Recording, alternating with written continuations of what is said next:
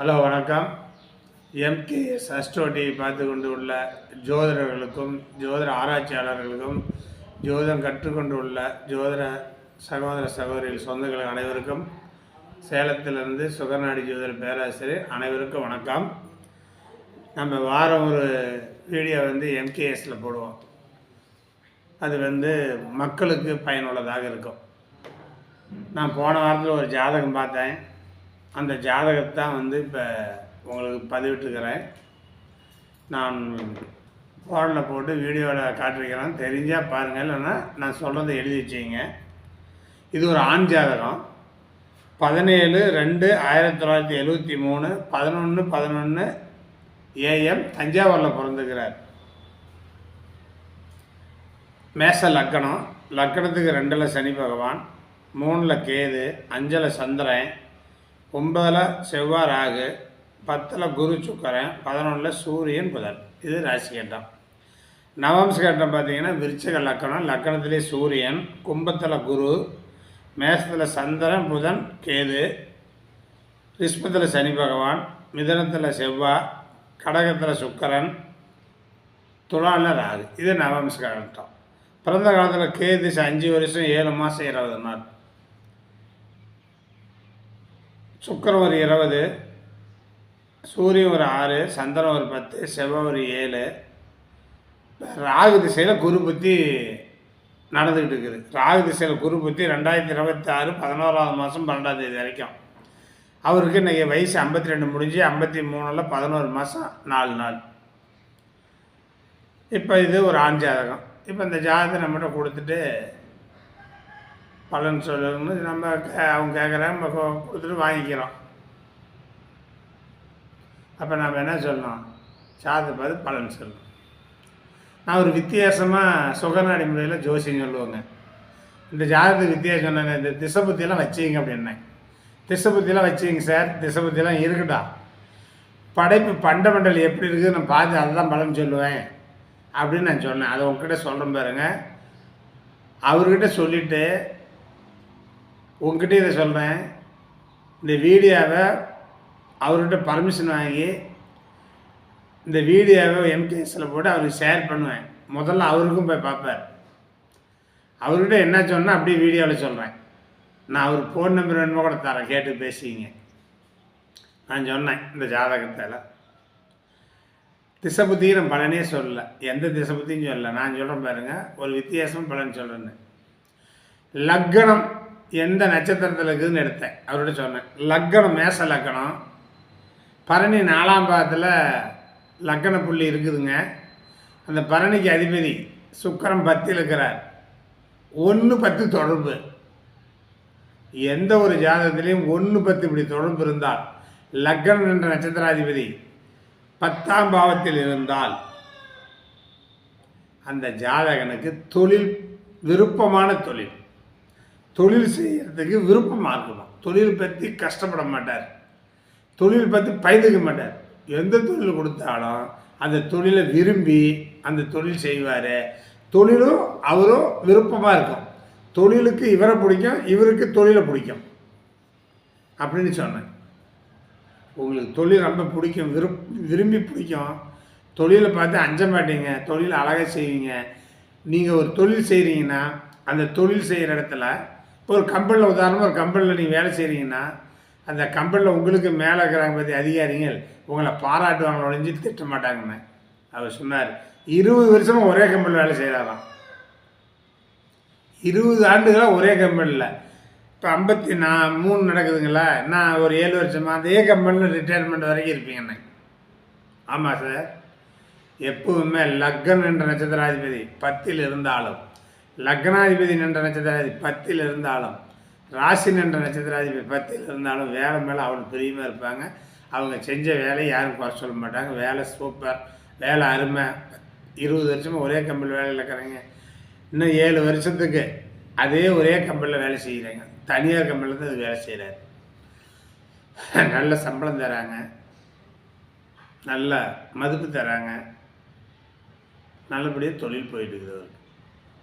நான் திசை புத்தி எடுக்கவே இல்லை. எந்த திசை புத்தி வந்தாலும் லக்கன் என்ற நட்சத்திரம் 10ல் இருந்தால் எந்த திசை பற்றியும் கெடுக்காதுங்க.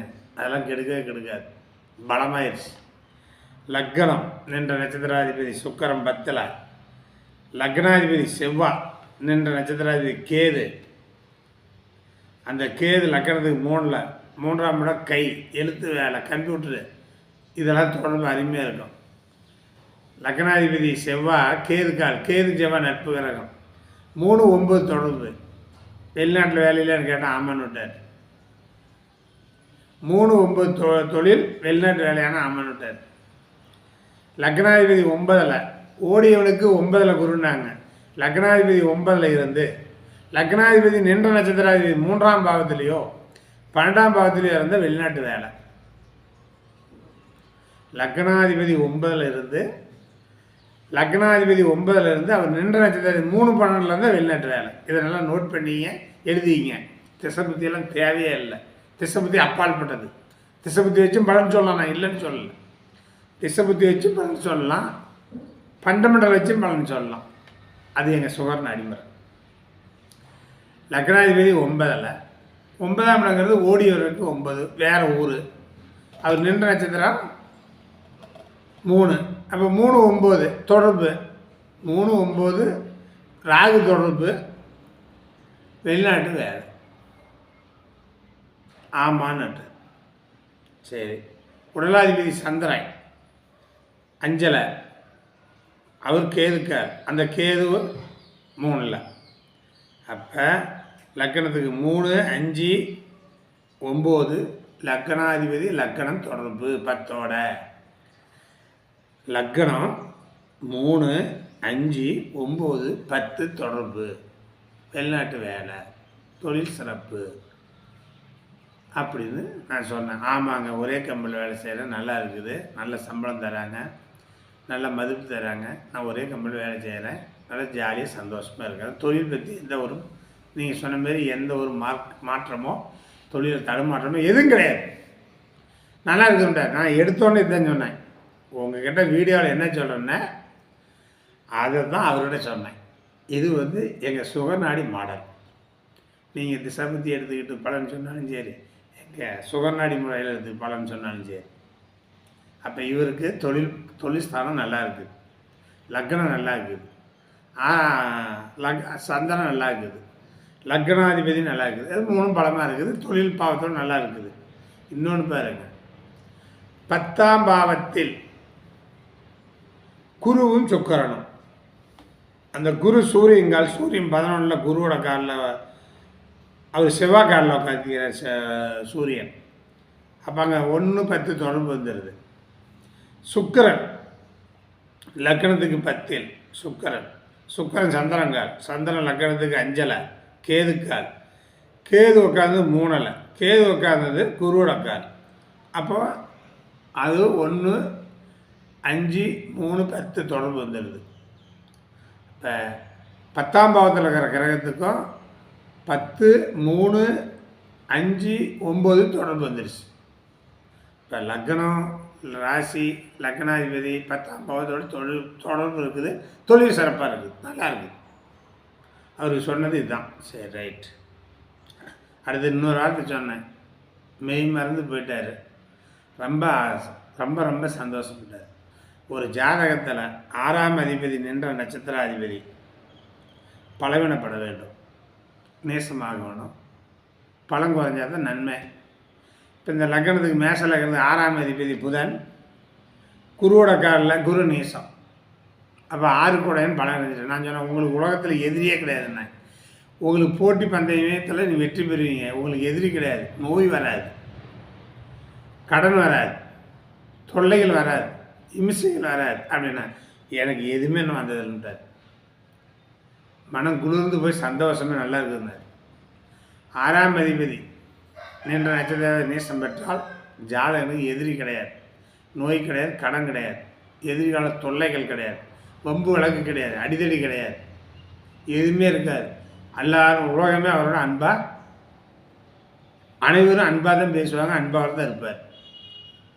லக்னாதிபதியை விட 6ஆம் அதிபதி பலம் பெற்றால் நோய் வந்துடும், கடன் வந்துடும், எதிர்கால தொல்லை, அடிதடி, சண்டை, சச்சரவு, வாழ்க்கை ஃபுல்லாக போராட்டமாக இருக்கும்.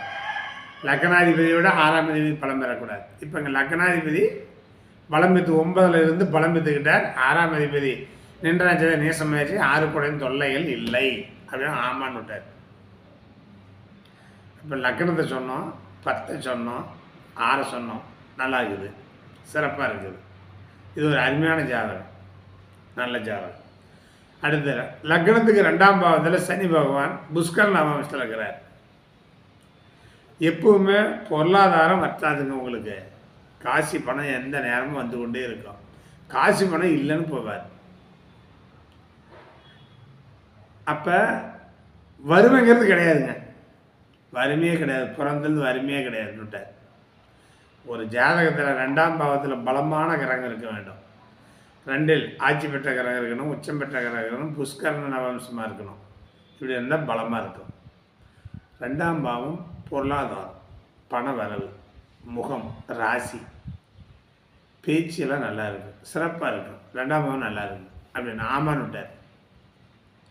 3ஆம் பாவம் எழுத்து, இயக்கம், அது நின்ற நட்சத்திரம் 3 நல்லா இருக்குது. அப்போ 4ஆம் பாவம் உங்களுக்கு தாய்ஸ்தானம், ஆடும் பொருள், அசைம்பொருள், சொத்து பத்து, வண்டி, வாகனம், இதெல்லாம் சிறப்பாக இருக்கும், நல்லா இருக்குன்னா இருக்குன்றார்.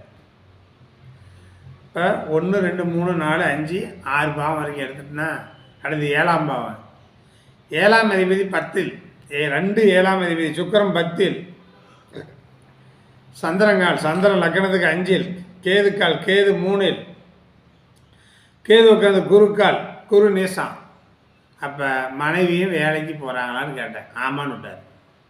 உங்கள் மனைவியும் உங்களை மாரி ஒரு கம்பெனி வேலைக்கு போவாங்க, நிறைய சம்பாதிப்பாங்க, உங்கள்கிட்ட கொடுப்பாங்கண்ணா. ஆமாங்க, எங்கள் வீட்டுக்காரம்மாலும் வேலை செய்கிறாங்கன்னு விட்டார். அப்போ மனைவி சொல்லியாச்சு.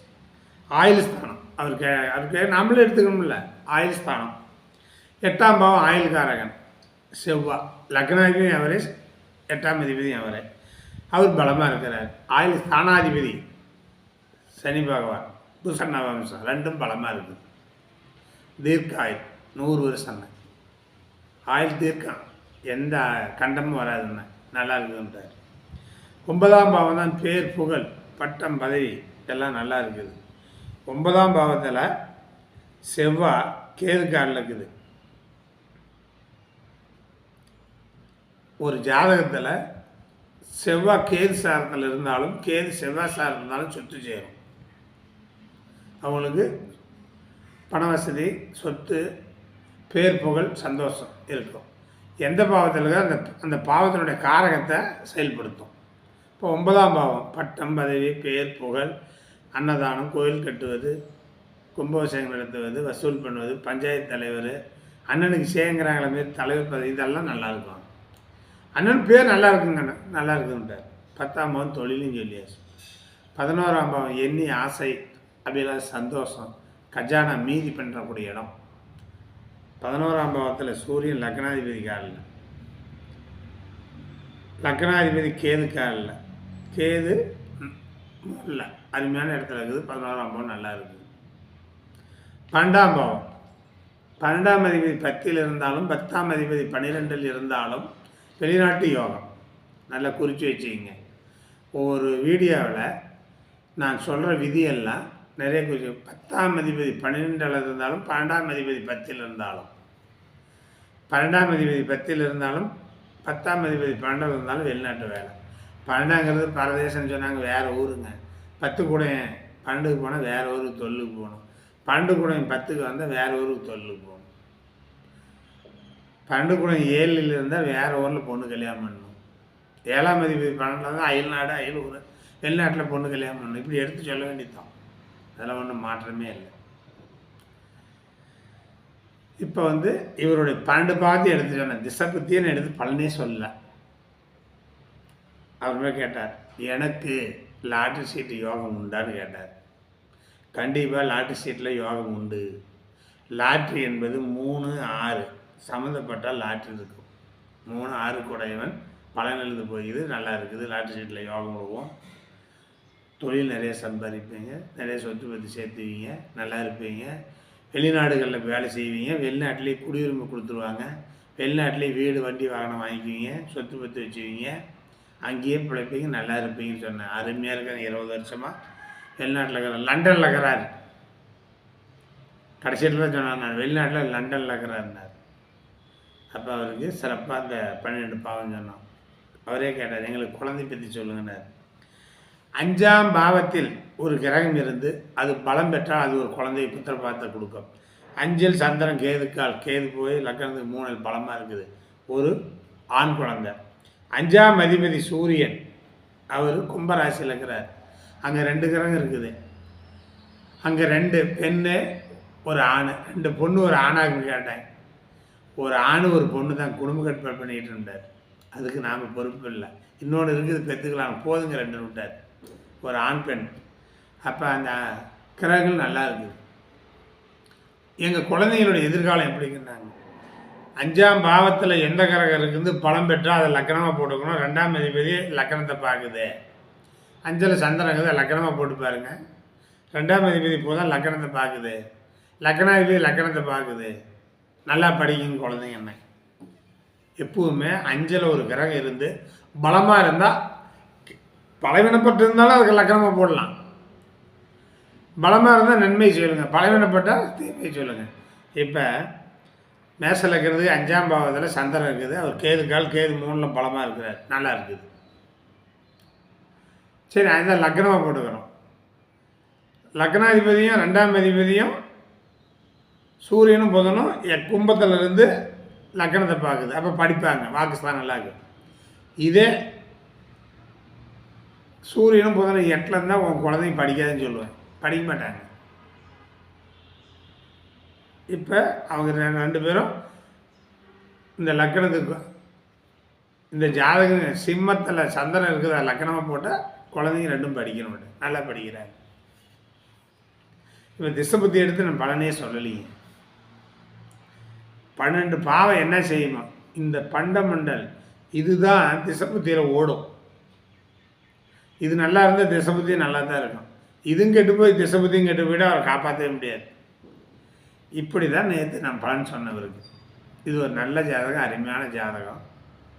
அவர் பிறந்தலேருந்து தொழில் பிரச்சனை இல்லை, பொருளாதாரத்துக்கு பிரச்சனை இல்லை, நல்ல குடும்பம், நல்ல பருவத்தில் கல்யாணம் பண்ணார், 2 குழந்தையை பெற்றுக்கிட்டார், நல்ல குடும்பம் வாழ்க்கை நடத்துகிறாரு. லண்டனில் என்ன லண்டன் கூப்பிட்றாரு, வாங்க ஒரு மாதம் தங்கி எங்கள் வீட்டில் சாப்பாடு, உலகத்தை சுற்றி அங்கெல்லாம் சுற்றி பார்க்குறதெல்லாம் என்னுடைய செலவு பண்ணி நானே போட்டுக்கிறேன், வாங்கினு கூப்பிட்றாரு. போகணும், இப்போல்லாம் கொஞ்ச நாள் கழித்து போகலாம், லண்டனுக்கு போகலாம், கனடாவிலேருந்து கூப்பிட்றாங்க, அமெரிக்காவிலேருந்து கூப்பிட்றாங்க, ஆஸ்திரேலியாவிலேருந்து கூப்பிட்றாங்க, நமக்கு நிறைய பேர் நாட்டிலேருந்து கூப்பிட்றாங்க, போகலாம். கொஞ்சம் ஒரு 10 ஆண்டு கழித்து போகலான்னு ஒரு ஐடியா. இப்போல்லாம் போக முடியாது. நிறையா மக்களுக்கு ஜோதிடம் சொல்லித்தரணும், வீடியோவில் நிறைய போடணும், இந்தமாரி பண்ணுறதுனால நம்ம போய் அங்கே போய் ஒரு மாதம் இருந்துக்கிட்டால் இதுமாரிலாம் போட முடியாது, பண்ண முடியாது. அதனால் இதெல்லாம் வந்து கொஞ்ச நாள் கழித்து போடலாம் அப்படின்னு ஒரு ஐடியா வச்சுருக்கிறோம். அதனால் நாம் வந்து என்ன பண்ணோம்னா, இந்த மாதிரி ஒரு ஜாதகத்தை எடுத்து தெளிவான விதிமுறைகளோடு பார்க்கணும். திசை புத்தியே போடக்கூடாது. திசை புத்தியிலையும் பலன் சொல்லலாம், திசை புத்தியில் தெரிஞ்சையும் பலன் சொல்லுங்கள். பண்டமண்டல் 12 பாவம் தெரிஞ்சையும் பலன் சொல்லுங்கள். இது வந்து சுகநாளில் இப்படி எடுத்து சொல்லிவிடுவோம், அருமையாக இருக்கும், ரொம்ப சிறப்பாக இருக்கும். இந்தமாரி எடுத்து சொல்லணும். இது ஒரு நல்ல ஜாதகம். நல்ல ஜாதகமாக வந்தால் நம்ம பார்த்துட்டு போட்டு எம்கேஎஸில் போட்டு விடலாம். இதெல்லாம் எந்த ஒரு கெடுதலுமே இல்லை. வெளிநாட்டில் வேலை நம்ம தமிழ்நாட்டில் பிறந்து வெளிநாட்டில் வேலையில் இருக்கிறாரு, சிறப்பு. இப்படியெல்லாம் நல்ல ஜாதகமாக வந்தால் தான் பார்க்கணும். நிறையா பலவீனமான ஜாதகம் வந்தாலும் போடுறது தான். அப்போ இந்தமாரி ஜாதகத்தை வச்சுங்க. திசை புத்தி இல்லாமல், லக்னம் இல்லாமல் சில பலன் சொல்லலாம், நிறைய சொல்லுவோம். நாங்களாம் பார்த்த உடனே நீங்களாம் எழுதி வச்சிங்க, நோட் பண்ணி வச்சிங்க. மிதனத்தில் புனர்பூசம் 1, 2, 3ஆம் பாதத்தில் சூரியனிலிருந்து கேது வரைக்கும் 9 கோள்கள் இருந்தாலும் அது குருவாகத்தான் எடுத்துக்கணும். இன்னொரு முறை சொல்கிறேன். மிதனத்தில் புனர்பூசம் 1, 2, 3ஆம் பாதம் இருக்கும். அதில் சூரியனிலிருந்து கேது வரைக்கும் 9 கோள்கள், எந்த கோள்கள் இருந்தாலும் அதை குருவாக நீங்கள் எடுத்துக்கணும். அது குருதான்.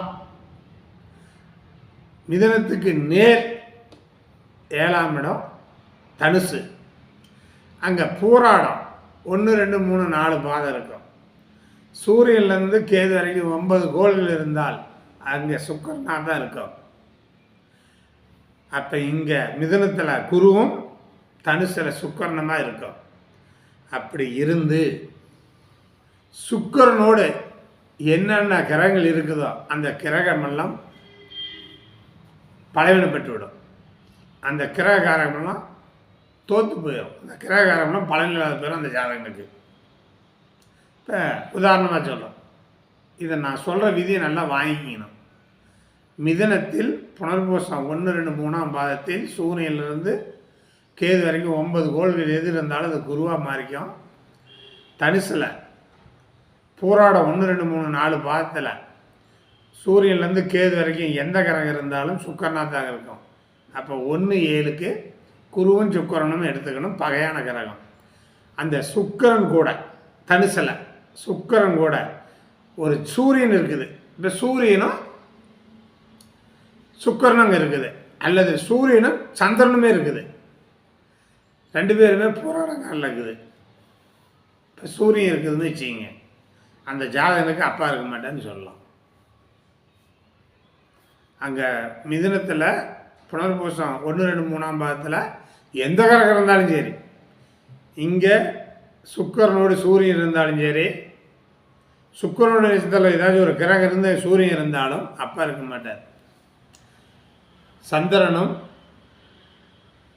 சுக்கிரனும் அங்கே இருந்தால் தாய் இருக்க மாட்டாங்க. செவ்வாய் இருந்தால் சகோதரன் இருக்க மாட்டாங்க, அத்தையும் பாதிப்படையும். புதன் இருந்தால் மாமனுக்கு தோஷம், குரு இருந்தால் அவங்க பிள்ளைங்களுக்கு தோஷம், சனி இருந்தால் அவங்களுக்கு தொழிலுக்கு தோஷம். இப்படியெல்லாம் நீங்கள் அழகாக எடுத்து சொல்லலாம். அடுத்தது, ஒரு பெண்ணுடைய ஜாதகத்தில் வக்கரம் பெற்ற செவ்வாய் இருக்குதுன்னு வச்சுக்கலாம். ஒரு பெண் ஜாதகத்தில் வக்கரம் பெற்ற செவ்வாய் இருக்குது. அந்த வக்கரம் பெற்ற செவ்வாய் இருக்கிற பெண்ணை திருமணம் செய்தால் மாமியாவுக்கும் நாத்தனாமார்களுக்கும் ஒத்து வராது. ஏன் இல்லாத கூட போயிடுவாங்க, பாதிப்படையும். இதெல்லாம் திசைபுத்தியோ லக்கணமோ தேவையில்லை. ஒரு வக்கரம் பெற்ற ஒரு பெண் ஜாதகத்தில் வக்கரம் பெற்ற செவ்வாய் இருந்தால் இதுமாரி தோஷத்தை கொடுக்கும். அதே ஒரு பெண் ஜாதகத்தில் நீச சனிக்கு 6 7 8 செவ்வாய் இருந்தால் கூட பிறந்த சகோதரர்கள் இருக்க மாட்டார்கள்.